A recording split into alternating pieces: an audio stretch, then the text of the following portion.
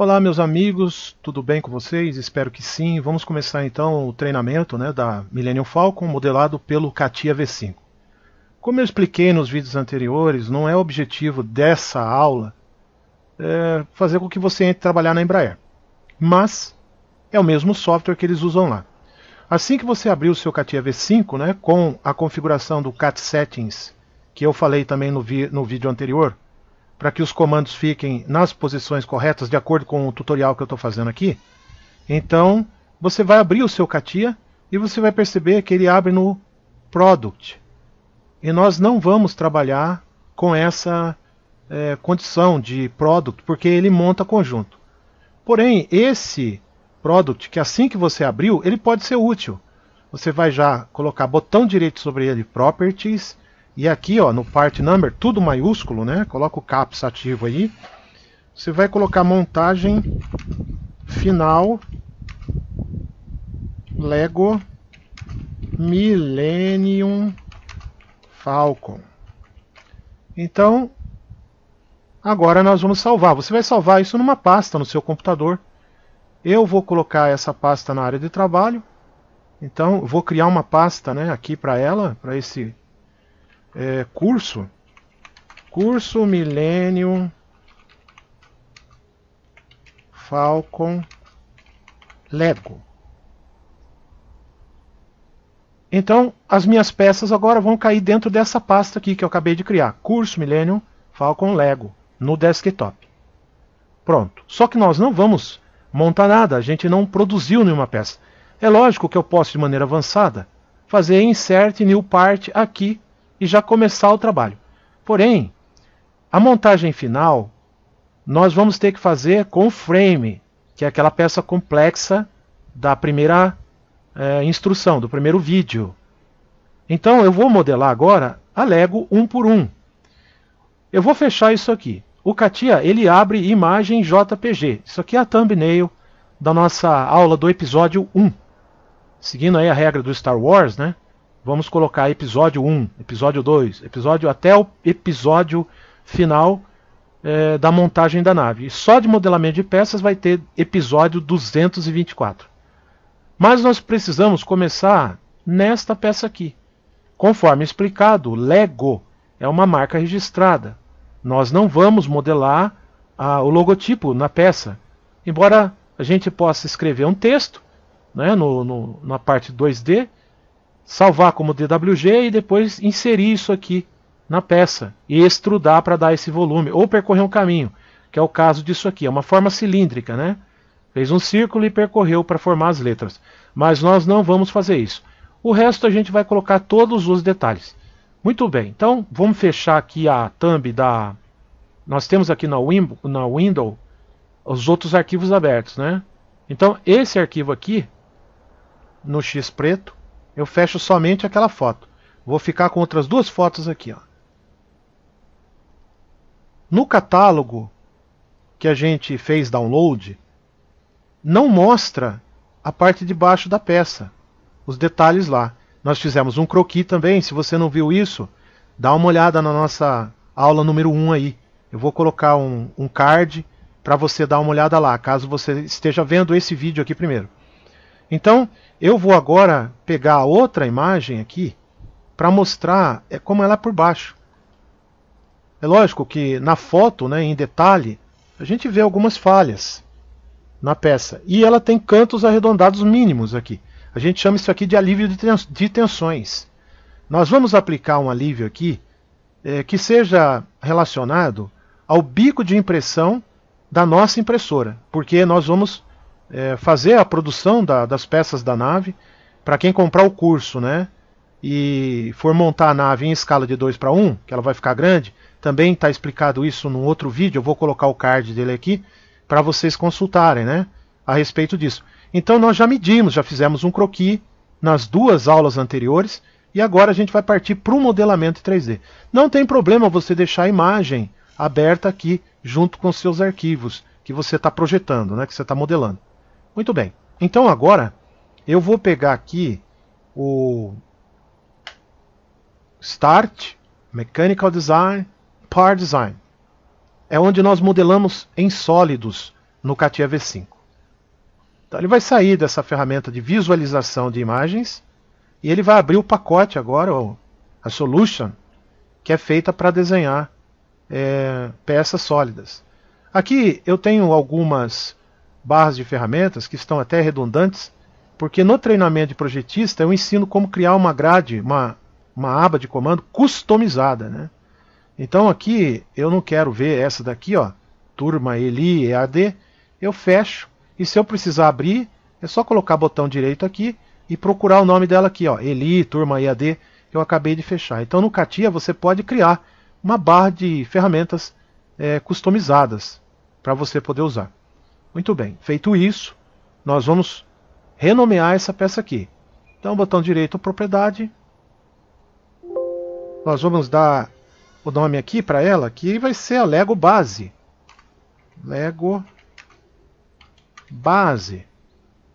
Então, botão direito sobre a raiz do arquivo e seleciona Properties para você dar o rename. Muito bem. E aí eu vou salvar isso aqui. Aonde vai cair? Na pasta do curso. Então eu vou deixar ela solta dentro da pasta lá. Por que o arquivo do Assembly que eu salvei não apareceu? Porque a extensão dele, ó, File Save As, a extensão dele é Cat Product. Então, quando eu estou nessa ferramenta aqui, ele me permite salvar algumas extensões. E, no caso, para a gente fazer a impressão em 3D, né, seria a STL aqui. Então, eu vou salvar na extensão nativa do CATIA V5, que é CatPart. Então, não vai aparecer a extensão Cat Product, que é aquele assembly que a gente salvou lá. Muito bem. Nós vamos começar olhando a peça, então. Eu quero um novo sketch por cima, né, pelo plano XY. Ele deu um tombo estranho, mas a peça não vai ter o logotipo. Se nós estivéssemos modelando com logotipo, nós teríamos que posicionar ela na vista isométrica original aqui, ó, tá? Nesse cubo azul. Então, se você distorceu com o Orbit, é o botão do meio mais o botão direito juntos, eles formam o Orbit. O botão do meio sozinho e um clique no botão direito, ele faz zoom in e zoom out. Como os planos não podem ser dado zoom, eles são elementos infinitos, então apenas se eu criar um elemento aqui eu vou conseguir ver o efeito do zoom. Mas eu vou colocar então, conforme o croquis que nós medimos, um retângulo centrado, né? Que nesse caso aqui, deixa eu planificar novamente, clicando no Normal View. Então esse retângulo ele vai ter duas dimensões iguais. Nós medimos no croquis e ele deu aqui 7.8 em width e no height também 7.8. Pronto. Então isso aqui está sendo feito em escala real. É o que nós medimos na peça. Nesse caso, eu vou criar um outro sketch aqui e vou colocar uma constraint, que seria o efeito de uma cota, né? A construtiva, com 4,8, que foi o que nós encontramos no croquis. E nesse caso, eu não posso sair simplesmente e dar um extrude, porque se eu extrudar com 3.2, que foi a medida encontrada na peça, ele fica com furo no meio. Uma coisa importante também quando nós estamos projetando com o CATIA. Nós temos que colorir o modelo. No caso aqui, a gente sabe que esse cara aqui é Lego Base. E ele é 1 por 1. Se eu renomear isso daqui, depois eu vou utilizar, né, esse código aqui, 1 por 2, 1 por 3 e assim por diante. Mas eu também posso colocar uma cor, que no caso é esse azul ciano, que é uma cor que contrasta bem com esse fundo em degradê do CATIA V5. É um padrão, né? Então, eu não posso usar o comando pad para fazer esse elemento. Se eu fizer dois pads, um em cima do outro aqui, eu consigo modelar, né? Usando apenas um sketch de cada vez. Mas como eu fiz o contrário aqui, deixa eu dar um delete nesse cara, eu criei os dois perfis juntos, então a condição a ser usada aqui é um multipad. Eu pego o multipad e seleciono aqui. Notem que ele vai dar limit 1, limit 2 aqui, ó, para os elementos. Então eu sei que esse cara aqui extruda uma altura e esse outro aqui, ó, ele extruda outra. Então, aonde eu estou marcando que está com a cota limit, deixa eu ver onde está, second limit aqui, ó. Second limit é 4 milímetros, né? Não é 4 milímetros. Aqui deu 4,8. Depois a gente confere isso. 4,8. Olha, mas aqui tem 3,2. Então eu dou 2 cliques aqui e eu vou colocar aqui, ó, nessa condição 3,2. Aí está feito a primeira extrusão do modelo. A gente viu que no total aqui estava dando 5, né? Lá, quando bateu na letra. Mas no final a gente tem 1,7 mais 3,2. Então então isso aqui daria então 4,9. 0,7 mais 0,2, 4,9. Então vamos medir aqui, ó, análises deste plano até aqui tem que dar 1,7 e deu. Deste plano até a origem deu 3,2. Então nossa peça agora está construída conforme o croquis. Eu não vou deixar essas measures aqui porque elas deixam o desenho meio sujo. Nesse momento não é bom deixar não. Bom, aí eu vou ter uma operação de canto arredondado, mas eu tenho a operação de shell. E o shell é complicado. Nós sabemos que a espessura de parede do shell é 1,5. Nós já medimos na peça e pela lógica também. Se eu vou centralizar esse elemento, eu vou ter que ter 4,8 menos 3,8, sobra 3. Dividido por 2, porque vai ter duas paredes, uma aqui e uma aqui, né? Então é 1,5. Ele vai entrar e vai fazer aquele furinho resultante que nós podemos observar aqui na imagem B. Vamos dar uma olhada aqui na imagem B. Olha aqui ele aqui. Então ele é resultante, não vou medir. A peça tem 1,5 de parede por toda a geometria. E está feito então. Bom, nós sabemos que o fillet ele ajuda na montagem da peça. Então, se eu deixar o canto vivo aqui, fica complicado trabalhar com isso. No caso da peça Lego, é um fillet mínimo. Isso aqui vai ter 0,1, mas bem pequeno mesmo. Só que como nós estamos... vamos fazer aqui uma impressão desse elemento. Então nós vamos colocar uma aqui de acordo com o bico da impressora. O mais preciso que tem é o 0,2. Então olhando na foto, vamos olhar aqui. Olhando na foto ele está conforme construído, né? O 0,2 aqui. Então para o bico de 0,2. Muitas impressoras o pessoal imprime com 0,4, né? 0,4. Mas aí a peça fica descaracterizada. Como a gente vai fazer isso aqui em escala duplicada, então conforme construído é 0,2. A gente já deu uma olhada lá, 0,2. Quando isso daqui for para a impressora 3D, ele vai ficar maior. Então quanto maior o fillet aqui, mais fácil para ser impresso em 3D. Ele não vai ficar... A gente não vai imprimir essa peça em escala real. Ela vai ficar o dobro do tamanho. Vamos aplicar essa condição agora. Ó. Scale. No caso aqui é Scaling 2. E ele pede a referência. A referência é um ponto de origem. Eu não criei o 000, mas é fácil. Fazendo uma regressão de comando, botão direito, Create Point, é só dar um OK. Porque ele já cai o ponto de origem em 000. Então essa daqui vai ser a condição da peça quando ela for impressa em 3D. Vou pegar o paquímetro aqui para medir este raio. Vamos ver se é possível pegar ele aqui.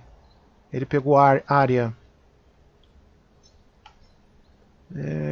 Numa peça sólida fica complicado, porque essa edge aqui não existe na verdade, né? Deixa eu fazer um split. Eu vou cortar essa peça, split, a partir do plano. Ok? Então agora eu tenho aqui um canto arredondado possível de ser medido. Ele tem 0,4. Então quem vai imprimir isso com um bico de 0,4 não vai encontrar problema de fazer isso aqui. Poderíamos fazer isso, já que a peça é nossa, né? Nós estamos inventando aqui uma peça que já não tem nem logotipo, nós poderíamos colocar aqui um fillet maior para poder fazer a impressão. Mas como isso aqui é um teste, nós já imprimimos essas peças, né? Mas, e agora está acontecendo em tempo real, vamos manter aqui o fillet, eu vou tirar essa escala, porque ela só vai ser feita na hora de imprimir. Ok. E vou transferir como eu estava explicando, eu poderia colocar esse fillet aqui com ponto 3, deixar ele maior um pouco. Vamos fazer uma experiência. Eu vou deixar com 0,3 e vamos ver o que acontece na impressão 3D. Aí eu tenho que transportar esse fillet. Nota que o fillet que eu estou usando aqui, ó, Edge Fillet, ele tem uma característica importante. Ele pega faces. Então, quando eu seleciono uma face, ele pega todos os cantos de uma vez. Já não é a mesma condição do fillet variável, que não se aplica nessa peça, né? O fillet variável ele pega quina por quina. Mas o fillet simples, ele vai pegar aqui. Agora a gente vai ver se o fillet, nessa condição aqui, vai ter uma aparência, digamos assim, boa. Não é? Olha como ficou muito evidente isso aqui. Vamos dar uma olhada aqui na foto novamente, Window. E vamos olhar para ver se isso ocorre. Notem que não é tão aparente esse fillet aqui. Isso aqui é um fillet reverso, né? Isso aqui é um fillet negativo. Ele quase não aparece aqui, mas ele existe. Então nós notamos que não tem uma aparência. Olha, não está real isso aqui. Então, se é essa a condição, se eu quero manter um fillet maior só aqui e o resto menor, então eu tenho que fazer fillet variável. Eu vou deletar esse fillet aqui e vou entrar na condição do fillet, na cascata dele, variável. Convencionamos que esse fillet aqui vai ser ponto 3. Mas esse daqui, ele pode voltar a ser ponto 2. E os outros também, por exemplo. Nota que ele não pega faces. Então o ponto 2 aumentado na escala vai ser ponto 4. Então não vou ter problema para imprimir isso aqui nem isso aqui. E esse daqui vai ficar um pouquinho maior para facilitar a montagem. Pronto aí. Então, mesmo que na peça Lego tenha uma sombra que não aparece direito, não vai mostrar porque a luz aqui ela reflete, tem uma sombra em cima para atrapalhar um pouco. E a imagem também, né? É uma peça muito miúda para a gente ver o fillet aqui, mas ele está aqui. Prevendo que a gente vai imprimir a nossa peça e a gente não quer ter problema na montagem, nós vamos deixar isso aqui. Ele influencia, no caso, vamos pensar um pouco aqui. Sim, ele influencia. Lembrem-se que ele tem uma conexão aqui embaixo, ó. Vamos medir aqui, que está exata. Vamos medir aqui, vai dar 4,8. Então, se eu coloco um fillet aqui, pessoal, vamos posicionar a peça na condição isométrica novamente, e eu faço um split. Eu vou cortar isso, vou manter o que está para o lado de lá agora. Clica na seta e ele inverte o lado. Nota que, se eu coloco um fillet aqui, grande, ele vai influenciar sim na minha montagem. Ele vai atrapalhar.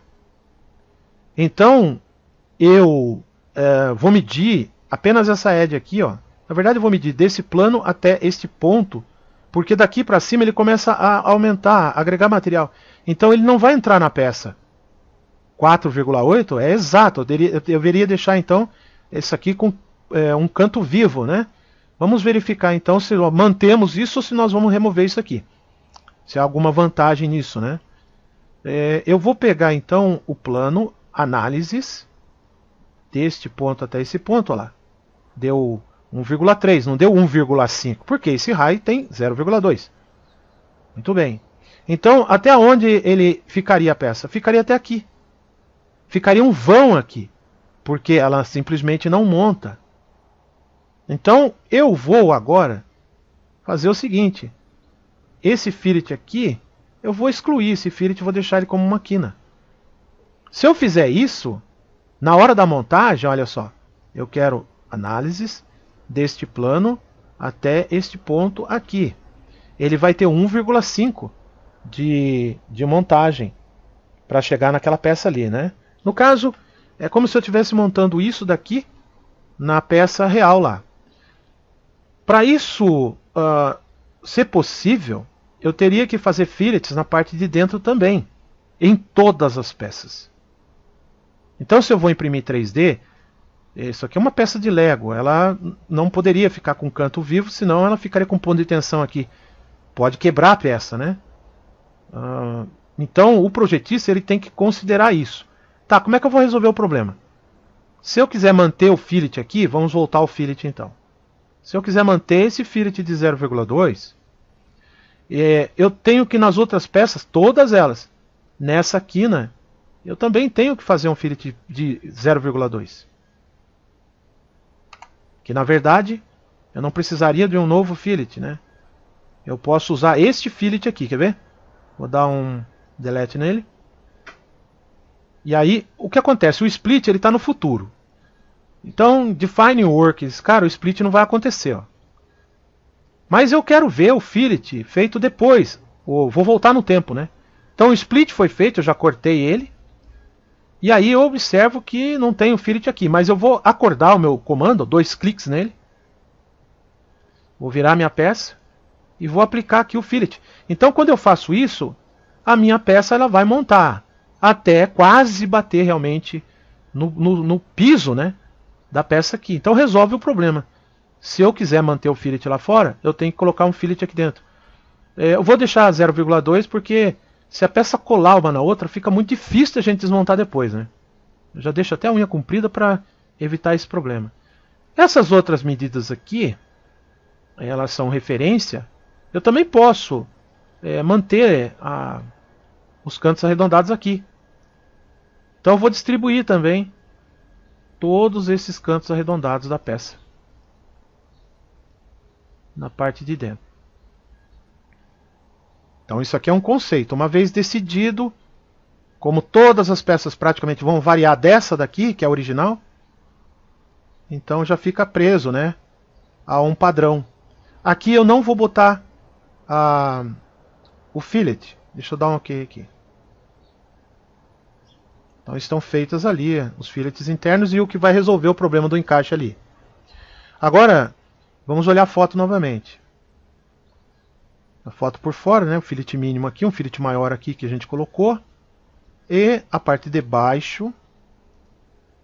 Existe um fillet também. Mas eu não vou pôr.